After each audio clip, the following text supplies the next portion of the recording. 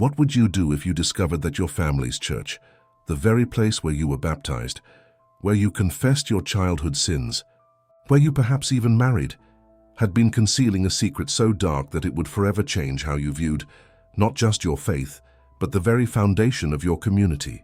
The air hung thick with humidity on that July morning in 2023, as archival specialist Eleanor Blackwood carefully removed the copper box from within the cornerstone of St. Augustine's Episcopal Church in Savannah, Georgia. The congregation had gathered to witness the opening of their time capsule, sealed exactly 121 years earlier, during the church's reconstruction in 1902. What began as a celebration of heritage would unravel into a nightmare that would reach far beyond the moss-draped oaks and historic squares of Georgia's oldest city. The copper box, roughly the size of a small Bible, had been discovered during routine structural renovations to shore up the aging foundation of the church. Reverend Thomas Whitaker, the 57-year-old pastor who had served the congregation for nearly 2 decades, stood beaming as Blackwood prepared to unveil its contents before the assembled crowd of parishioners and local history enthusiasts. "This is a remarkable moment for our church family," Reverend Whitaker announced to the gathered crowd, his voice echoing against the whitewashed walls of the church basement where the ceremony was being held. "Today we reach across time to touch the hands of those who built this sanctuary. Their voices, silent for over a century, will speak to us once more." No one present could have anticipated just how prophetic those words would prove to be. Eleanor Blackwood, a specialist in historical preservation from the Georgia Historical Society, had overseen dozens of similar ceremonies throughout her 15-year career.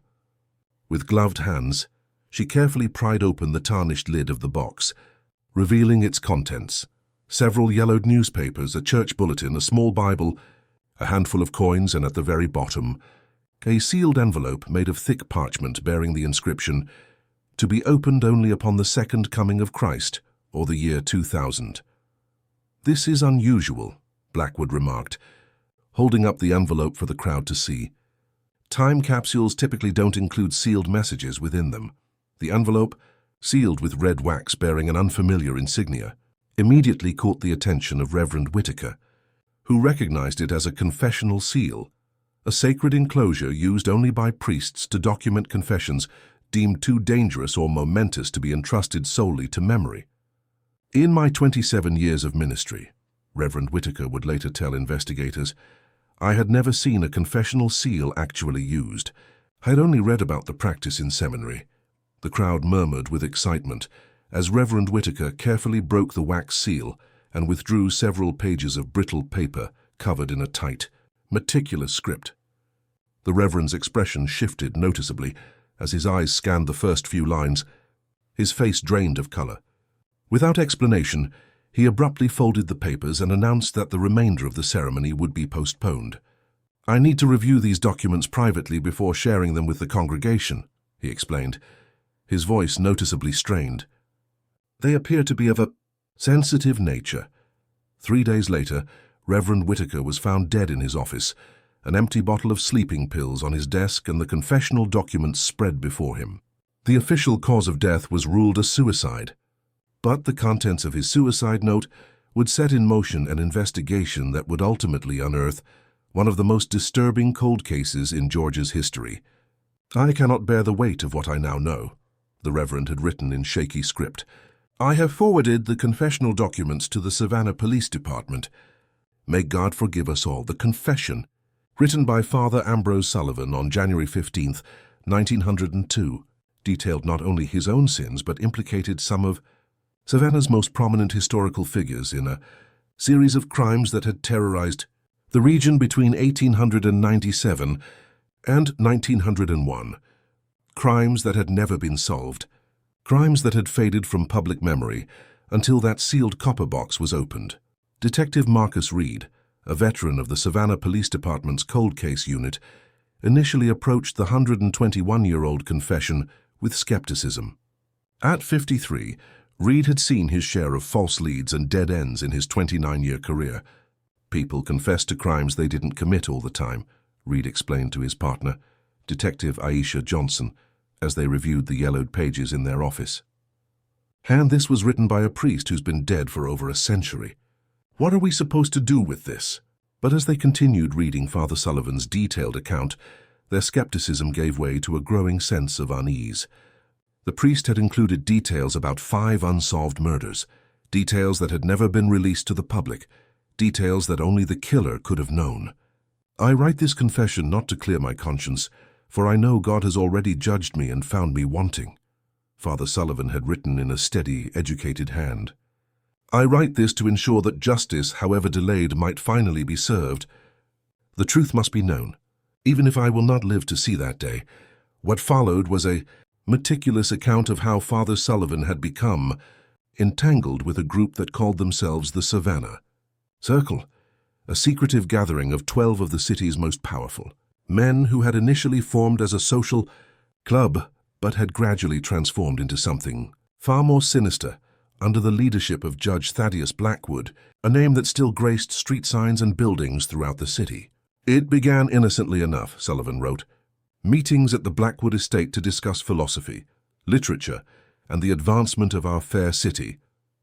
But Thaddeus had traveled extensively in Europe and returned with ideas and books that should have remained across the ocean.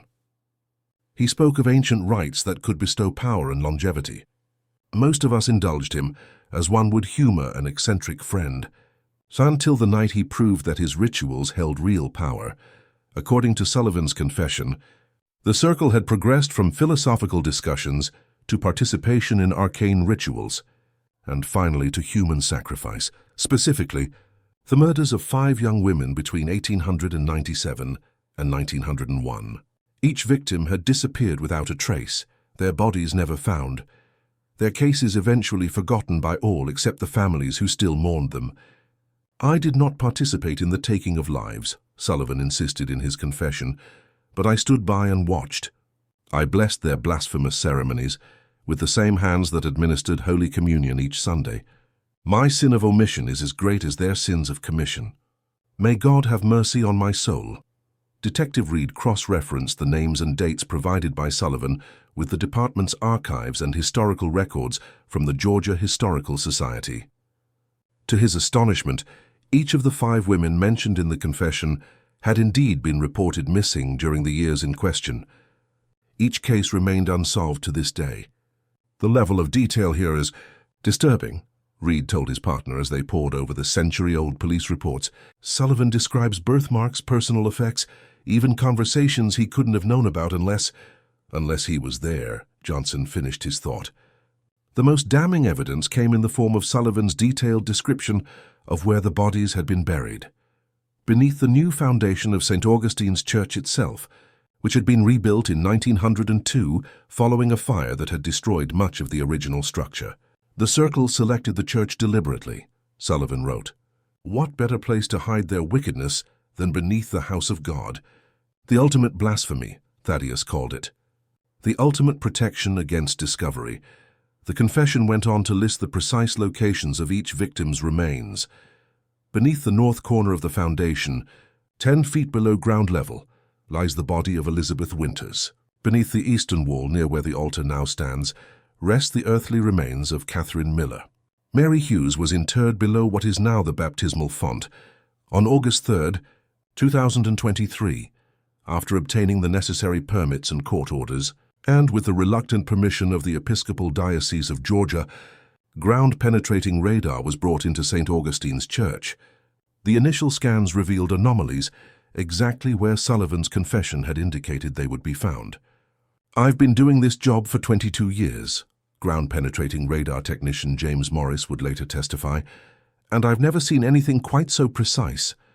There were 5 distinct anomalies, all consistent with human remains, all exactly where this priest said they would be. The decision to excavate was controversial. The church was a historic landmark, and the possibility of disrupting human remains raised both legal and ethical concerns. Furthermore, several prominent Savannah families, descendants of the men named in Sullivan's confession, filed injunctions to halt the investigation. This is nothing but a defamation of character against men who can no longer defend themselves, argued Charles Blackwood IV, great-grandson of Judge Thaddeus Blackwood at a hastily convened press conference on the steps of Savannah's City Hall. My ancestor was a pillar of this community, a respected judge, a philanthropist. This so-called confession is clearly the ravings of a disturbed mind. Despite the objections, Chatham County Superior Court Judge Marissa Chen ruled that the investigation could proceed, citing the compelling nature of the evidence and the unsolved status of the original missing persons cases. The court recognizes the historical and cultural significance of St. Augustine's Church, Judge Chen wrote in her ruling.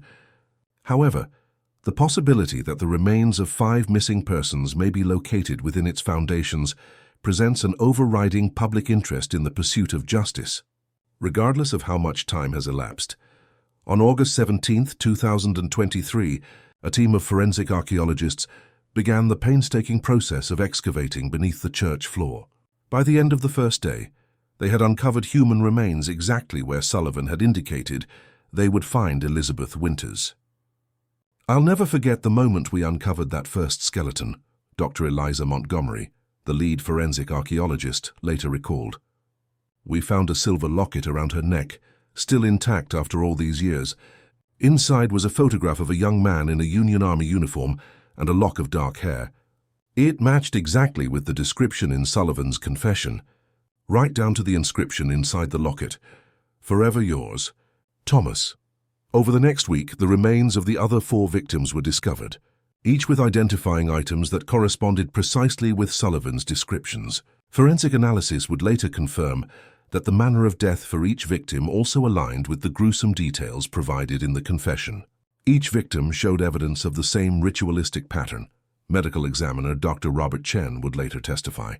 Precise incisions in specific locations that suggest a ceremonial rather than pragmatic approach to taking human life. These were not killings done in passion or for practical purposes. They were methodical, almost surgical, and they were performed while the victims were still alive. As news of the discoveries spread, Savannah found itself at the center of a media storm.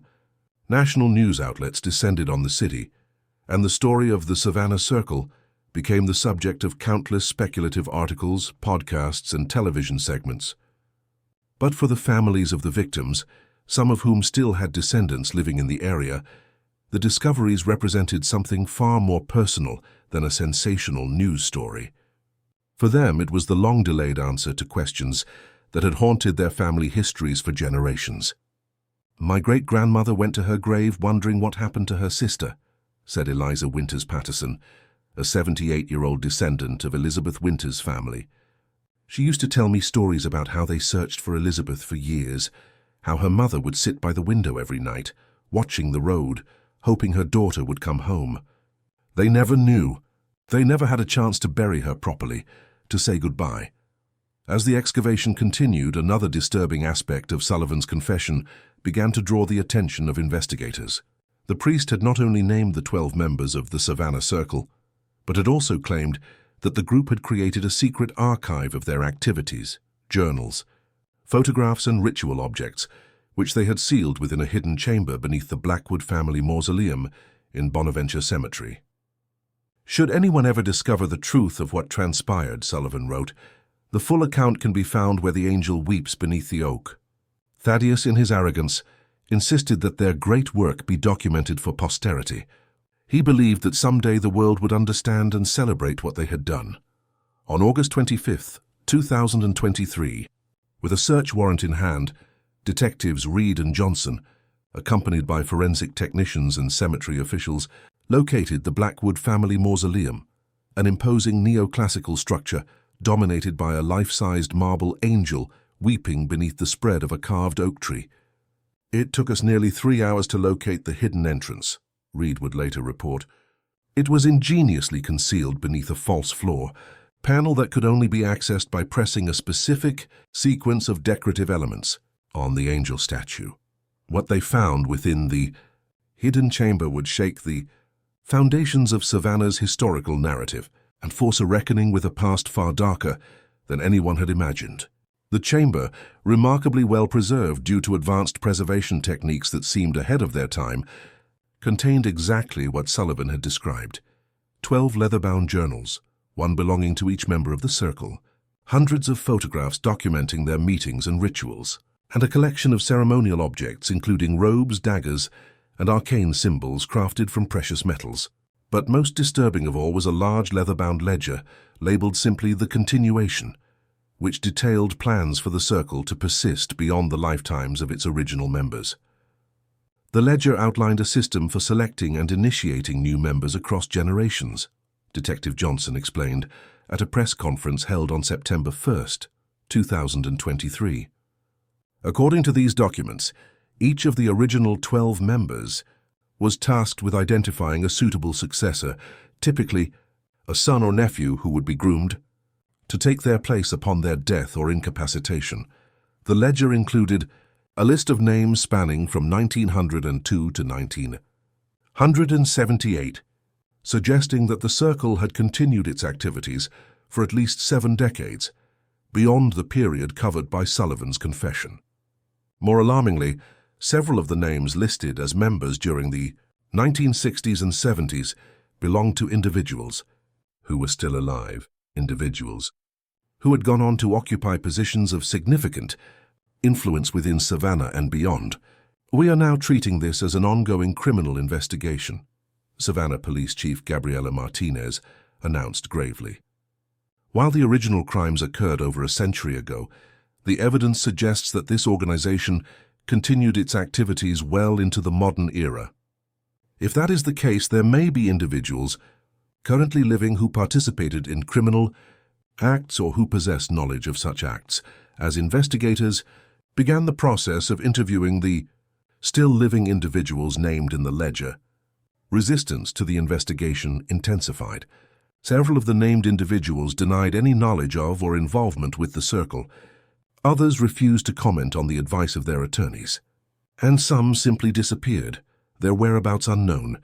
"I knew my grandfather was involved in some kind of fraternal organization," admitted Richard Hargrove, whose grandfather, James Hargrove, was listed as a member from 1935 to 1962. He had meetings he would never discuss, always on the night of the new moon.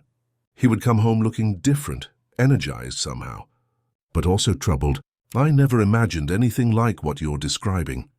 The investigation took another unexpected turn when, on September 12, 2023, forensic technicians processing the journals discovered that several of them contained small samples of human tissue preserved between certain pages. Samples that DNA analysis would later confirm belonged to the 5 victims found beneath St. Augustine's Church. The circle members apparently kept these souvenirs as part of their ritual practice, Dr. Montgomery explained with visible disgust. The journals describe how these samples were used in subsequent ceremonies to, in their words, maintain the connection to the power source. The journals also revealed the true motivation behind the circle's activities. Far from being merely a sadistic cult, they viewed themselves as pioneers in an arcane science, a method of extending human life and vitality through the ritualistic extraction and transfer of what they called life essence from their victims. "The most efficient vessel for the essence is a young female in her reproductive years," wrote Thaddeus Blackwood in his journal. "The transfer must occur at the moment of transition from life to death, when the essence is most potent and most easily directed. Our experiments have proven conclusively that each successful ritual adds approximately 5 years of vitality to each participant. Even more disturbing was the evidence suggesting that the circle's practices had yielded measurable results. Historical records confirmed that the original 12 members had all lived well into their 90s, or even past 100, extraordinary longevity for men born in the mid-19th century. Judge Blackwood himself lived to be 107, noted Georgia Historical Society researcher Dr. Martin Chen. His death in 1956 was reported in newspapers nationwide as a medical marvel. Several other members of what we now know as the Circle also enjoyed similarly extended lifespans. At the time, it was attributed to good genes and clean living. In light of these discoveries, those explanations seem woefully inadequate. As September gave way to October, the investigation continued to expand in scope. Detectives began re-examining unsolved disappearances of young women in the Savannah area throughout the 20th century, looking for patterns that might connect them to the circle's activities. We've identified at least 27 cases between 1900 and 1978 that fit the profile. Detective Reed revealed in a closed-door briefing to the district attorney's office, women between the ages of 18 and 30 disappeared without a trace. Cases that went cold. All occurred within a 10-mile radius of Bonaventure Cemetery, and all occurred within 3 days of a new moon. The revelation that the circle's activities may have continued for decades, beyond the period covered by Sullivan's confession, transformed what had begun as a historical cold case into a modern criminal investigation with far-reaching implications. On October 5, 2023, based on information gleaned from the journals and ledger, search warrants were executed at 7 properties throughout Chatham County, all owned by descendants of original Circle members. What they found suggested that the Circle's activities had evolved over time but had never truly ceased. Each property contained a hidden room or underground space accessible only through concealed entrances, Chief Martinez explained at a subsequent press conference. Each space showed evidence of recent use, and each contained artifacts consistent with the ritualistic practices described in the original Circle documents. Most significant was the discovery made at the estate of Harold Blackwood, the 82-year-old great-grandson of Judge Thaddeus Blackwood and a former state senator. Hidden beneath his expansive antebellum home was a fully equipped ritual chamber that appeared to have been used within the past month. The chamber contained state-of-the-art medical equipment alongside ceremonial objects that matched those found in the mausoleum, reported Detective Johnson. It appears that, as scientific understanding advanced throughout the 20th century, the Circle incorporated modern medical knowledge into their practices, creating a disturbing hybrid of occult ritual and pseudo-scientific experimentation. Harold Blackwood was taken into custody for questioning but suffered a massive stroke before he could be formally interviewed. He died 3 days later, without regaining consciousness, taking whatever knowledge he possessed to his grave. His son, Charles Blackwood IV, the same man who had vehemently defended his family's honor on the steps of City Hall, disappeared the night of his father's death. International arrest warrants were issued, but as of this writing he remains at large. As October progressed, 7 more individuals named in the ledger were located and brought in for questioning. 2 cooperated fully with investigators, claiming they had been initiated into the Circle as young men, but had withdrawn from active participation after witnessing rituals they could not morally condone. 3 refused to speak without attorneys present and were released pending further investigation. And 2, like Harold Blackwood, died under suspicious circumstances before they could provide substantive information, one of an apparent heart attack, another of a self-inflicted gunshot wound. "We're seeing a pattern of either silence or convenient deaths," observed Reed grimly. "It suggests a coordinated effort to obstruct our investigation. The obstruction extended beyond those directly implicated. Several key pieces of evidence mysteriously disappeared from the police evidence room. The medical examiner's office suffered a targeted break-in, during which the computer containing the victim's autopsy reports was stolen. And both Reed and Johnson began receiving anonymous threats, first by email, then by phone, and finally in the form of ritual objects left on their doorsteps in the middle of the night. "The Circle is not a historical curiosity," Johnson told reporters after her car was vandalized, with symbols matching those found in the ritual chambers. "It's a living entity, with members who wield considerable influence and who are willing to go to extreme lengths to protect their secrets." Despite the pushback, the investigation continued to uncover new and disturbing connections. Financial records obtained through subpoenas revealed that many of Savannah's major development projects over the past century had been controlled by Circle members or their descendants. Historical census and property records showed patterns of young women disappearing from areas targeted for development, followed by the acquisition of suddenly abandoned properties at below-market rates. "They weren't just killing for their rituals," theorized Reed.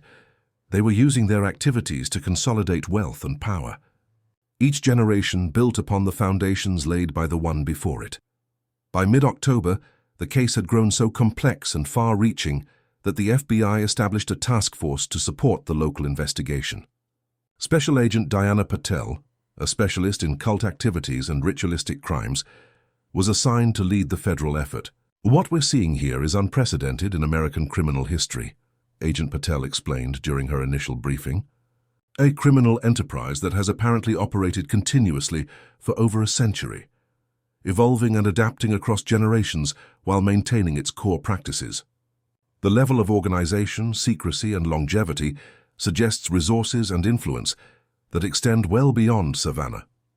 Indeed, as investigators dug deeper into the Circle's activities, they began uncovering connections to similar unsolved cases in Charleston, New Orleans, and even as far north as Boston, all cities with historic ties to Savannah through shipping, commerce, and old family alliances. The journals make reference to sister circles in other port cities along the eastern seaboard, Agent Patel noted. They apparently exchanged information, techniques, and sometimes even subjects. This may be far bigger than we initially realized. On October 20th, 2023, the investigation took yet another unexpected turn when Eleanor Blackwood, the very same archival specialist who had opened the copper box that started the whole investigation, was found unconscious in her home, an apparent suicide attempt.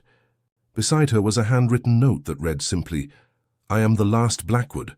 May God forgive us all." After recovering in the hospital, Blackwood made a stunning confession. She was indeed related to Judge Thaddeus Blackwood, his great-great-granddaughter, through an illegitimate line that had been kept secret for generations. "I knew who I was when I opened that box," Blackwood admitted to investigators from her hospital bed. "I knew what might be inside it. Part of me hoped it would remain sealed forever. Another part wanted the truth to finally come out. I've lived with this knowledge my entire life, watching my family from a distance, knowing what they were capable of." According to Blackwood, she had been approached by Circle members as a young woman, but had refused initiation. Instead, she had dedicated her career to preserving historical records, positioning herself where she might one day have access to evidence of the Circle's activities. "I couldn't stop them directly," she explained, her voice barely above a whisper. "They're too powerful, too deeply embedded in the structure of this city. But I could make sure that when the time came, when the evidence surfaced, it would be properly preserved and understood." Blackwood's testimony provided investigators with new leads and insights into the Circle's modern operations. She identified several individuals not named in the ledger who had become affiliated with the group in recent decades. She described properties beyond those already searched, where ritual sites might be located. And, most importantly, she confirmed what investigators had begun to suspect. The Circle was preparing for another ceremony on the approaching new moon, October 28th, 2023. "They'll see this investigation as an existential threat," Blackwood warned. "They won't simply abandon centuries of practice and power. They'll adapt. They'll conduct what they call a ritual of cleansing to protect themselves and eliminate threats. People will die if you don't stop them." With the new moon just days away, the investigation shifted from evidence gathering to active intervention. Surveillance was established at all known properties associated with Circle members. Undercover officers infiltrated social gatherings and private clubs where Circle business might be discussed. Hand protective details were assigned to individuals identified as potential ritual victims based on the historical pattern. But despite these precautions, on the night of October 27, 2023, 3 young women disappeared from different locations across Savannah. Each fit the historical victim profile. Each vanished without a trace, despite being under indirect surveillance. "They're sending us a message," Reed concluded grimly. "They're showing us that they can still operate with impunity, even when we're watching." Based on information provided by Blackwood and patterns observed in the historical documentation, investigators identified a likely location for the impending ritual: an abandoned plantation house on Ossabaw Island, accessible only by boat and situated far from prying eyes. The original Circle used that location for particularly significant rituals, Blackwood had explained. "My father once told me that every 7th generation, they conduct what they call a grand renewal, a ritual involving multiple subjects that supposedly confers decades of extended life rather than the usual years." In the pre-dawn hours of October 28, 2023, a joint task force of Savannah Police, Georgia Bureau of Investigation agents, and FBI personnel launched a coordinated raid on the Ossabaw Island plantation. What they encountered there would haunt them for the rest of their lives. The plantation house, though appearing abandoned and decrepit from the outside, had been extensively renovated below ground level. A sprawling subterranean complex extended beneath the main house and surrounding grounds, accessible through a concealed entrance in what had once been a wine cellar. It was like stepping into another world, Agent Patel would later testify. The contrast between the decaying structure above and the state-of-the-art facility below was jarring. Everything down there was new, clean, clinical. Operating rooms equipped with modern medical technology, alongside spaces clearly designed for ceremonial purposes. It was the perfect hybrid of science and ritual. The task force moved quickly through the complex, encountering minimal resistance from the handful of staff present, individuals who appeared to be there in support roles, rather than as active participants in whatever was planned. But as they reached the central chamber, it became clear they were too late for the 3 women who had disappeared the previous day. "What we found in that chamber will stay with me until my dying day," Detective Reed later stated, his voice breaking during his official debriefing. "Those young women had been processed, is the only word I can use. Their bodies were arranged in a specific pattern around a central altar. Evidence suggested that the ritual had been completed just hours before our arrival. Forensic analysis would later determine that the victims had been subjected to a procedure that involved the systematic extraction of specific organs, fluids, and tissues while they were still alive, a modernized version of the ritual described in Sullivan's century-old confession. But the circle members themselves were nowhere to be found. Video surveillance recovered from the complex showed 12 robed figures departing via a secondary exit that led to a private dock, where they boarded a vessel and disappeared into the darkness approximately 90 minutes before the raid began. "They knew we were coming," concluded Chief Martinez. "Someone tipped them off. Someone with access to our operational plans. The raid on Ossabaw Island, while failing to capture any circle members, did yield a wealth of evidence. Computer systems seized from the complex contained financial records, membership lists, and detailed documentation of rituals conducted over the past 5 decades. DNA evidence collected from the site has so far been linked to 7 unsolved disappearances, beyond the 3 victims found on site. Most significantly, investigators discovered what appeared to be a communication center, with evidence of recent transmissions to locations across the United States and as far away as Europe and South America. This wasn't just a local operation, Agent Patel emphasized.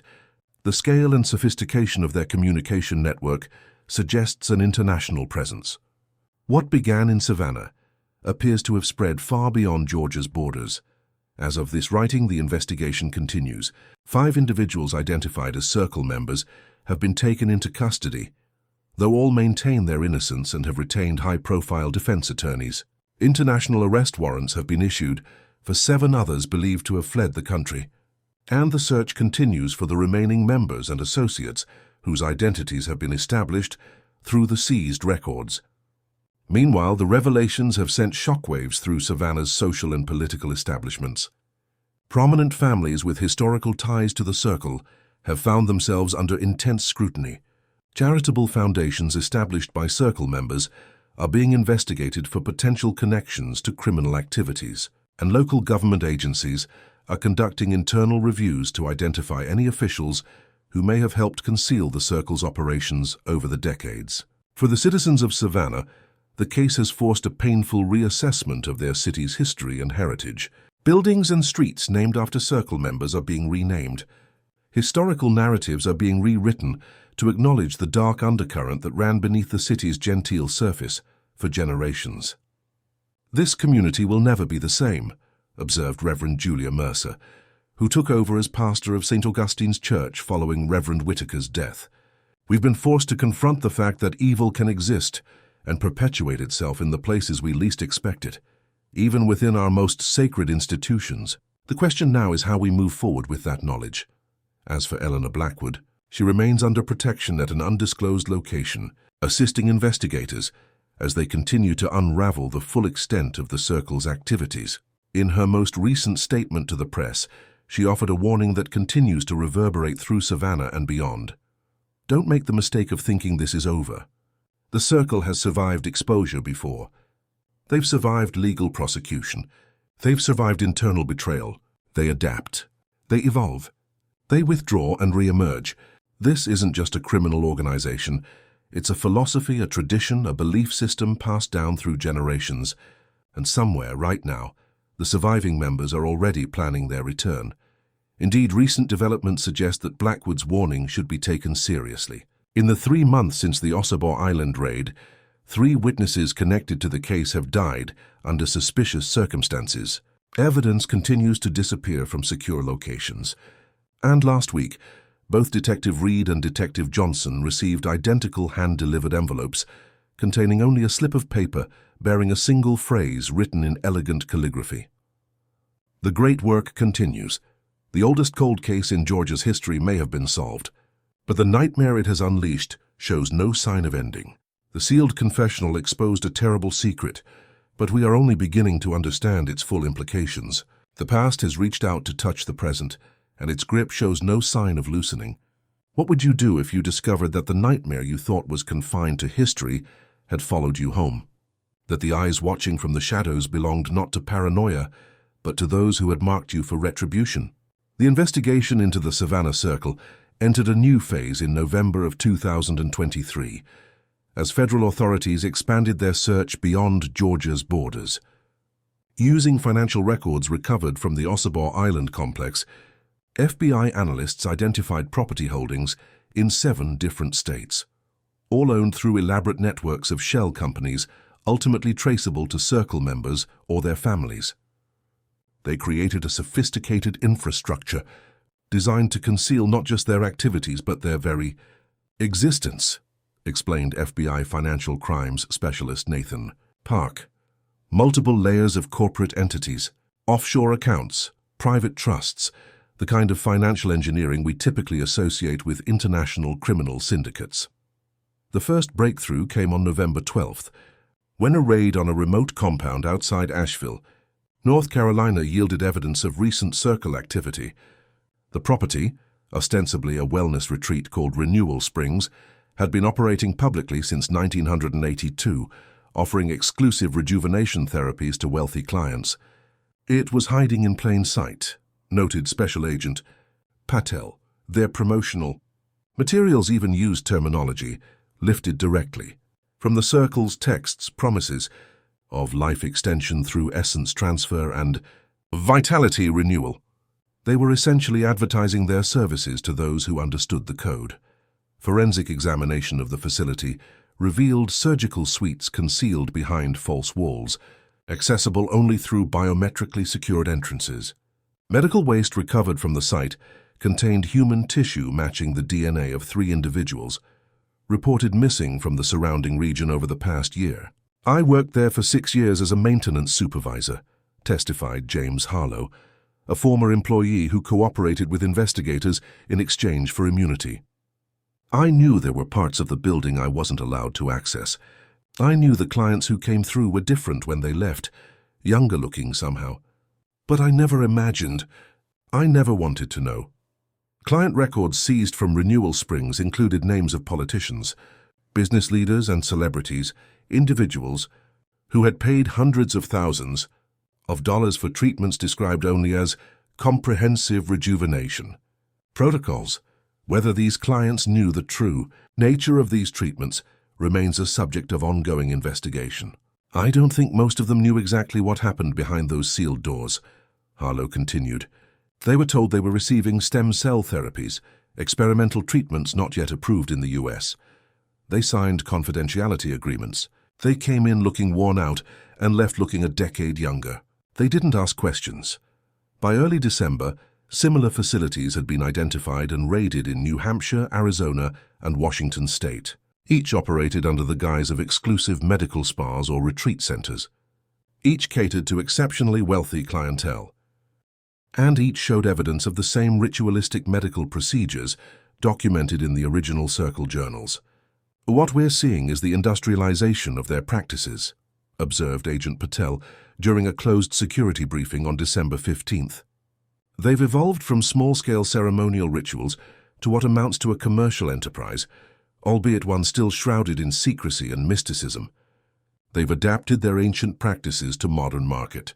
Demands the evolution of the circle from a clandestine cult to a shadow industry raised disturbing questions about how many similar operations might exist undetected. It also complicated the investigation by introducing potential clients and patients as a new category of witnesses, individuals who might have benefited from the circle's practices without fully understanding their nature. I swear to God, I thought it was just some kind of experimental protein therapy, insisted film producer Morgan Reynolds, whose name appeared in the client records from the Washington facility. They said it was harvested from specially cultivated stem cells. I never knew there were actual people involved. I would never have.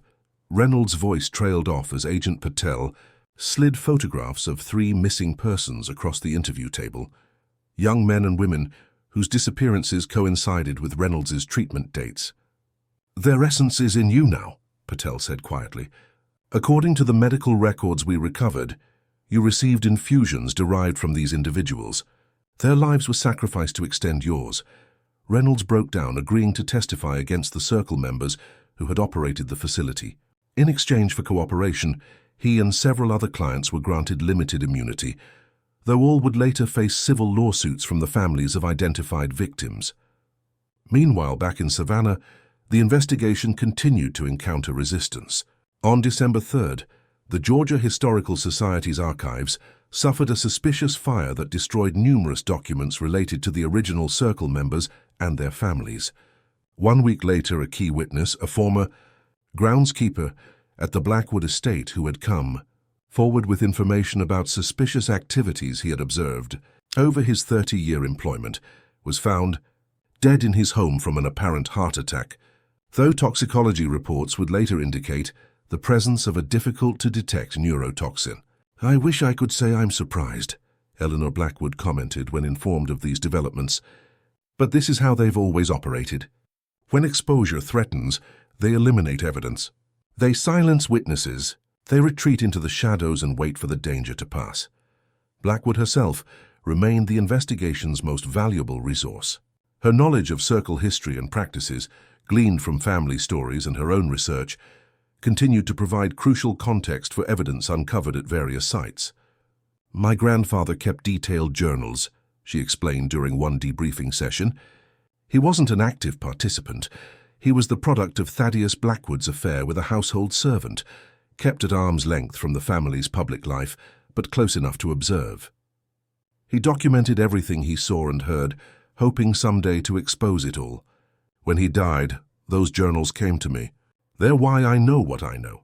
Those journals, which Blackwood had digitized and stored in multiple secure locations years before the investigation began, provided investigators with insights into how the Circle had evolved throughout the 20th century, particularly how it had adapted to changing social conditions and technological advancements. After World War II, they recognized that their traditional methods were becoming increasingly risky, she explained. Disappearances were harder to cover up. Communities were more connected. Law enforcement was more sophisticated, so they began developing medical procedures that could achieve similar results with less visible violence. According to the journals, Circle researchers had experimented with various techniques for essence extraction throughout the 1950s and 60s, eventually developing a process that could harvest the desired biological materials from living donors without immediately killing them, allowing for repeated extractions and reducing the number of victims needed. It was still murder, Blackwood emphasized, just slower, more methodical, and easier to disguise as something else. They would keep their donors, that's what they called them, in medically induced comas, harvesting materials periodically until the donor's body eventually failed.